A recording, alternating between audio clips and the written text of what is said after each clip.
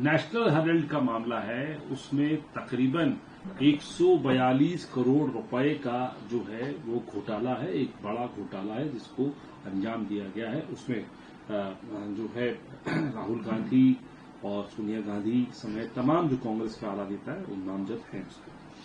ऐसा है कि ईडी की जो साख है वो पूरा हिंदुस्तान जानता है। ईडी अब बीजेपी की फ्रंटल एजेंसी बन चुकी है। ईडी को एक चार्जशीट दायर करने के लिए 365वें दिन तक का इंतजार करना पड़ा, क्योंकि उनके पास कोई पुख्ता सबूत, पुख्ता चार्ज ही नहीं थे। ये करीब 10-15 सालों से केस चल रहा है, अभी तक ईडी कुछ भी प्रूफ नहीं कर पाई है। 100 बात की एक बात यह है कि यंग इंडिया एक नॉट फॉर प्रॉफिट पुरानी एक्ट के अंदर सेक्शन 25, नई एक्ट के अंदर सेक्शन 8 की कंपनी है, जिससे एक नया पैसा प्रॉफिट, डिविडेंड या किसी भी तरह का मुनाफा किसी शेयर होल्डर को मिल नहीं सकता है। इतनी सिंपल सी बात ईडी के लोग भी समझते हैं, ये सरकार भी समझती है।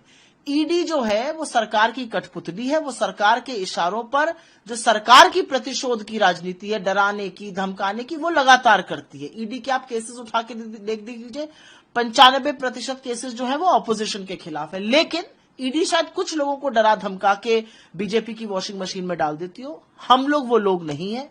ईडी के पास कोई पुख्ता सबूत नहीं है। ईडी का पूरा केस जो है वो इसी कोर्ट में धराशायी होगा, ताश की गड्डी की तरह बिखर जाएगा, क्योंकि ईडी मनगढ़ंत आरोप लगा रही है और जो साक्ष्य और सबूत है वो पूरी तरह से दिखाते हैं कि डेट इक्विटी में कन्वर्ट हुआ, जो कि केंद्र की सरकार एनसीएलटी में रोज करती है, और इसमें कोई भी आरोप सिद्ध नहीं कर पाएगी ईडी, ये आपको मैं बता सकती हूं।